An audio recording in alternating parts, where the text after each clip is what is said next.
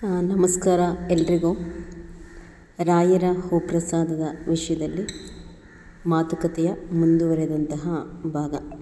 ಕಾಮೆಂಟ್ಸ್ಗಳಲ್ಲಿ ಕೇಳ್ತಾ ಇರುವಂಥದ್ದು, ನಾವು ರಾಯರ ಪೂಜೆಯನ್ನು ಮಾಡುವಾಗ ನಾವು ರಾಯರ ಎದುರುಗಡೆ ಇದ್ದಾಗ ಹೂಪ್ರಸಾದ ಆಗೋದಿಲ್ಲ. ನಾವು ಹೊರಗಡೆ ಹೋದಾದ್ಮೇಲೆ ರಾಯರಿಂದ ಹೂಪ್ರಸಾದ ಆಗಿರುತ್ತೆ. ಇದಕ್ಕೆ ಏನು ಅರ್ಥ ಅಂತಂದು ಏನು ಅರ್ಥ ಅಂತಂದರೆ, ರಾಯರು ನಾವು ಎದುರುಗಡೆ ಇದ್ದಾಗ ಹೂಪ್ರಸಾದ ಕೊಡ್ತಿಲ್ಲ, ಎಲ್ಲೋ ಹೊರಗಡೆ ಹೋದಾಗ ಅವರಿಂದ ಹೂಪ್ರಸಾದ ಬಿದ್ದಿರುತ್ತೆ. ಪ್ರಸಾದ ಕೊಡೋದನ್ನು ನಾವು ಕಣ್ಣಲ್ಲಿ ನೋಡೋಕ್ಕಾಗ್ತಾ ಇರಲ್ಲ. ಅಂದರೆ ಪೂಜೆನಲ್ಲಿ ಕೆಲವೊಂದು ಸಣ್ಣ ಪುಟ್ಟ ತಪ್ಪುಗಳು ಮಾಡ್ತಾಯಿದ್ದೀವಿ. ಈ ತಪ್ಪುಗಳನ್ನು ಸರಿಪಡಿಸ್ಕೊಳ್ಳಿ ಅಂತ ಹೇಳಿ ಕಣ್ಣೆದುರುಗಡೆ ಹೂಪ್ರಸಾದ ಕೊಡಲ್ಲ, ಎಲ್ಲೋ ನಾವು ಹೊರಗಡೆ ಹೋದಾದ್ಮೇಲೆ ಪ್ರಸಾದ ಆಗಿರುತ್ತೆ. ಏನು ಸಣ್ಣ ಪುಟ್ಟ ತಪ್ಪುಗಳು ಗೊತ್ತಿಲ್ಲದಲೇ ಮಾಡ್ತಾ ಇರ್ತೀವಿ ರಾಯರ ಪೂಜೆಯ ವಿಚಾರದಲ್ಲಿ. ಆ ತಪ್ಪುಗಳನ್ನ ಸರಿಪಡಿಸ್ಕೊಳ್ಳಿ. ನಿಮ್ಮ ಎದುರುಗಡೆ ನೀವು ಕೂತಿರುವಾಗೇ ರಾಯರು ಹೂಪ್ರಸಾದವನ್ನು ಕೊಡ್ತಾರೆ. ಏನು ಆ ಥರ ತಪ್ಪುಗಳು ಅಂತಂದರೆ ನೋಡಿ, ರಾಯರ ಫೋಟೋವನ್ನು ನಾವು ದೇವ್ರ ಮನೆ ಇರುತ್ತಲ್ವ, ನಾವು ಎದುರುಗಡೆ ಇಟ್ಕೋಬೇಕು. ಅಂತಂದರೆ ಅಕ್ಕಪಕ್ಕದ ಗೋಡೆಗೆ ಒರಗಿಸಿ ಅಭಿಮುಖವಾಗಿ ಇಡಬಾರ್ದು. ಅಂದರೆ ಸೈಡಿಗಿಡೋ ಥರ ಸೈಡಿಗಿಡಬಾರ್ದು ರಾಯರ ಫೋಟೋವನ್ನು. ನಮ್ಮ ಎದುರಿಗೆ ಕರೆಕ್ಟಾಗಿ ರಾಯರ ಮುಖ ಕಾಣಬೇಕು. ಎದುರಿಗೆ ನೇರವಾಗಿ ಕಾಣೋ ಥರ ರಾಯರ ಫೋಟೋವನ್ನು ಇಟ್ಕೋಬೇಕಾಗುತ್ತೆ. ನೆಕ್ಸ್ಟು, ರಾಯರಿಗೆ ನೈವೇದ್ಯಕ್ಕಾಗಿ ಬಳಸುವಂತಹ ಪದಾರ್ಥಗಳ ಮೇಲೆ ಸ್ವಲ್ಪ ಗಮನ ಇರಲಿ.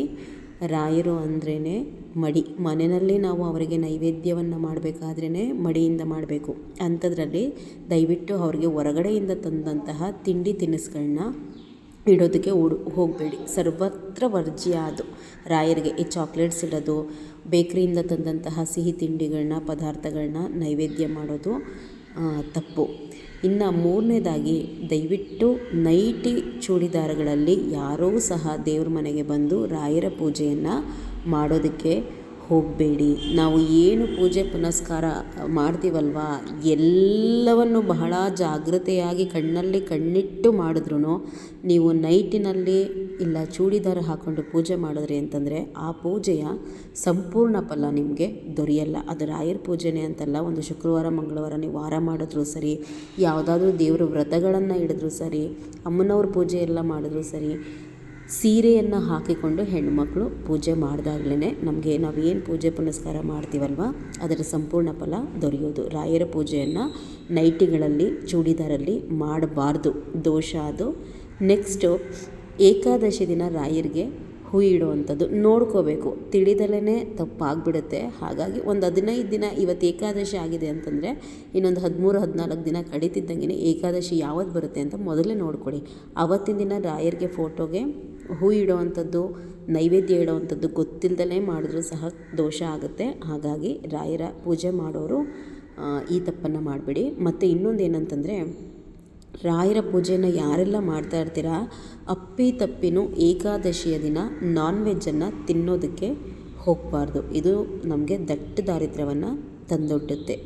ಏಕಾದಶಿಯ ದಿನ ಮಾಂಸಾಹಾರವನ್ನು ಏಕಾದಶಿ, ದಶಮಿ, ದ್ವಾದಶಿ ಈ 3 ದಿನಗಳಲ್ಲಿ ರಾಯರ ಫೋಟೋ ಮನೆಯಲ್ಲಿದ್ದು ನೀವು ಪೂಜೆ ಮಾಡ್ತಿದ್ದೀರಾ ಅಂತ ಆದರೆ ದಯವಿಟ್ಟು ನೀವು ನಾನ್ ವೆಜ್ ಮಾಡೋದನ್ನು ಮನೆಯಲ್ಲಿ ಮಾಡೋದಕ್ಕೆ ಹೋಗಬೇಡಿ, ಹೊರಗಡೆನೂ ತಿನ್ನೋದಕ್ಕೆ ಹೋಗಬೇಡಿ. ಇದು ಸಹ ರಾಯರ ವಿಚಾರದಲ್ಲಿ ನಾವು ಮಾಡುವಂತಹ ಒಂದು ತಪ್ಪು ಅಂತ ಹೇಳ್ಬೋದು. ಮತ್ತು ದೇವರ ಮನೆಯಲ್ಲಿ ಬಳಸುವಂತಹ ಬತ್ತಿ, ಅಂದರೆ ದೀಪಕ್ಕೆ ಹಾಕ್ತೀವಲ್ವ ಆ ಬತ್ತಿ, ಮತ್ತು ಗೆಜ್ಜೆ ವಸ್ತ್ರ, ದೇವರಿಗೆ ಹಾಕುವಂಥ ಗೆಜ್ಜೆ ವಸ್ತ್ರ, ರಾಯರಿಗೆ ಗೆಜ್ಜೆ ವಸ್ತ್ರವನ್ನು ಏರಿಸಬಾರ್ದು. ಆದರೆ ಹಬ್ಬ ಹರಿದಿನಗಳ ಸಂದರ್ಭದಲ್ಲಿ ಏರಿಸ್ಬೋದು. ಆ ಏರಿಸುವಂತಹ ಗೆಜ್ಜೆ ವಸ್ತ್ರವನ್ನು ಆದಷ್ಟು ನಾವು ನಮ್ಮ ಕೈಯಿಂದ ಹೊಸದ್ರೇ ಅದು ಶ್ರೇಷ್ಠ. ಹೊರಗಡೆಯಿಂದ ತಂದು ಹಾಕೋದು ಅದು ಶ್ರೇಷ್ಠ ಅಲ್ಲ. ಮತ್ತು ಹೆಣ್ಮಕ್ಳು ಅಭಿಷೇಕ ಮಾಡ್ತಿದ್ರೆ ನಿಲ್ಲಿಸಿ. ರಾಯರಿಗೆ ಹೆಣ್ಮಕ್ಳು ಅಭಿಷೇಕ ಮಾಡೋ ಹಾಗಿಲ್ಲ. ಇದೆಲ್ಲ ಯಾಕೆ ಹೂಪ್ರಸಾದ ನಮಗೆ ಆಗಲ್ಲ ಮನೆಯಲ್ಲಿ, ಅಥವಾ ನಮ್ಮ ಕಣ್ಣೆದುರಿಗೆ ಆಗಲ್ಲ ಅಂತ ಅನ್ನುತ್ತಿರೋರು ಇದು ಯಾವುದಾದ್ರೂ ತಪ್ಪುಗಳನ್ನ ಮಾಡ್ತಾಯಿದ್ರೆ ತಿದ್ದುಕೊಳ್ಳಿ ಅಂಥೇಳಿ ಹೇಳ್ತಾ ಹೋಗ್ತಾ ಇದ್ದೀನಿ. ನೀವು ನೋಡಿ ಏನು ಮಿಸ್ಟೇಕ್ಸ್ ನಿಮ್ಮಿಂದ ಆಗಿದೆ ಅಂತಂದು ನೀವು ನಿಮ್ಮನ್ನು ಒಂದು ರಿಯಲೈಸ್ ಮಾಡ್ಕೊಳ್ಳಿ. ಪೂಜೆ ಮಾಡುವಾಗ ಮಕ್ಕಳಿಗೆ ಬೈಯೋದು, ಕೂಗಾಡ್ಕೊಂಡು ಮಾಡೋದು. ಈಗ ನಾವು ಪೂಜೆಗೆ ಅಂತೇಳಿ ದೇವ್ರ ಮನೆಯಲ್ಲಿರ್ತೀವಿ, ಅವು ಏನೋ ಪಾಪ ತಂಟೆ ತಕರಾರು ಮಾಡ್ತಿರ್ತವೆ.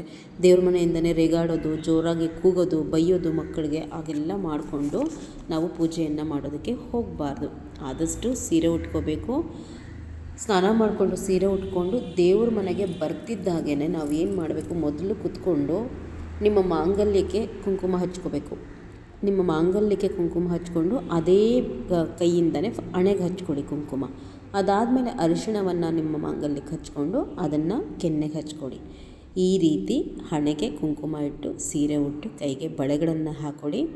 ರಾಯರಿಗೆ ನಾವು ಗಂಧ ತೆಗೆದಿರ್ತೀವಲ್ವ, ರಾಯರಿಗೆ ಸಮರ್ಪಣೆ ಮಾಡಿರ್ತೀರಲ್ವ, ಅವ್ರಿಗೆ ಹಚ್ಚಾದಮೇಲೆ ನೀವು ಸಹ ಗುರುವಾರದೊತ್ತು ಹಣೆಗೆ ಸ್ವಲ್ಪ ಗಂಧವನ್ನು ಹಚ್ಕೊಂಡು ಭಕ್ತಿಯಿಂದ ಪೂಜೆ ಮಾಡಿ.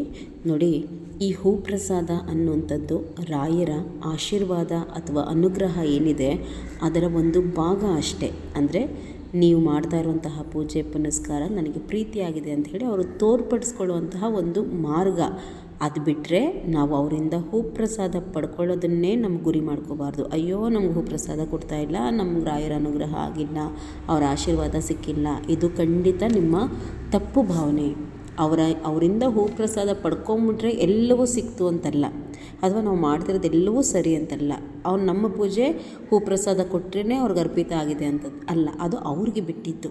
ಯಾವಾಗ ಅವರಿಗೆ ಕೊಡಬೇಕು ಅಂತ ಅನಿಸುತ್ತೋ, ನಮಗೆ ತಿಳಿದಿಲ್ದಿದ್ದು ನಮ್ಮ ಮುಂದಿನ ಎಲ್ಲ ಜೀವನವನ್ನು ಅವ್ರ ಕಣ್ಣಲ್ಲಿ ನೋಡ್ತಾ ಇರ್ತಾರೆ. ನಮ್ಗೆ ಯಾವಾಗ ಏನು ಕೊಡಬೇಕು, ಏನು ಮಾಡಬೇಕು ಅವ್ರಿಗೆ ಗೊತ್ತಿರುತ್ತೆ. ನಾವು ಬಲವಂತ ಮಾಡಬಾರ್ದು, ಅದಕ್ಕೋಸ್ಕರ ನೊಂದ್ಕೋಬಾರ್ದು. ಹೂ ಪ್ರಸಾದ ಕೊಡ್ತಿಲ್ಲ ಅಂತಂದ್ರೆ ನಿಷ್ಠೆಯಿಂದ ನಿಮ್ಮ ಕೆಲಸ ನೀವು ಮಾಡಿಕೊಂಡು ಅವ್ರ ಪಾದ ಗಟ್ಟಿಯಾಗಿ ಹಿಡ್ಕೊಂಡು ನಿಮ್ಮ ಸೇವೆಗಳೇನಿದೆ ಮುಂದುವರಿಸ್ತಾ ಹೋಗಿ.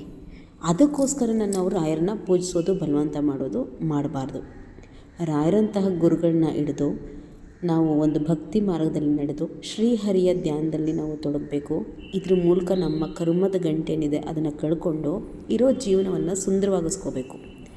ಮತ್ತು ಮುಕ್ತಿ ಪಡೆಯೋದ್ರ ಕಡೆ ನಮ್ಮ ಗಮನ ಇರಬೇಕು. ಅದನ್ನು ಬಿಟ್ಟು ಹೂ ಪ್ರಸಾದ ಪಡ್ಕೊಳ್ಳೋದೊಂದನ್ನೇ ನಾವು ಗುರಿಯಾಗಿ ಮಾಡ್ಕೋಬಾರ್ದು.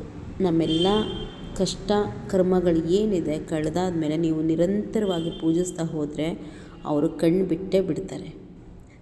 ನಾವು ತಿಳಿದಿಲ್ದಿದ್ದು ರಾಯರಿಗೆ ತಿಳಿದಿರುತ್ತೆ. ನಿಮ್ಗೆ ಯಾವಾಗ ಏನು ಕೊಡಬೇಕು, ಏನು ಮಾಡಬೇಕು, ಯಾರೂ ಹೆಚ್ಚಲ್ಲ, ಯಾರೂ ಕಡಿಮೆ ಅಲ್ಲ. ಎಲ್ಲರೂ ಈಗ ಅವ್ರನ್ನ ನಂಬಿದ್ದೀವಿ, ಅವ್ರನ್ನ ಆರಾಧಿಸ್ತಿದ್ದೀವಿ ಅಂತಂದರೆ ನಾವೆಲ್ಲರೂ ಸಹ ರಾಯರ ಮಕ್ಕಳಿಗೆ ಅಲ್ಲ, ತಾಯಿಗೆ ಈಗ ಇಬ್ಬರು ಮಕ್ಕಳಿದ್ರೆ ಯಾವ ಮಗನೂ ಹೆಚ್ಚಲ್ಲ, ಯಾವ ಮಗನೂ ಕಮ್ಮಿ ಅಲ್ಲ. ಹಾಗೆ ರಾಯರಿಗೆ ಅವರನ್ನು ಆರಾಧಿಸೋರೆಲ್ಲರೂ ಸಹ ಅವ್ರ ಮಕ್ಕಳಿದ್ದಾಗೆ.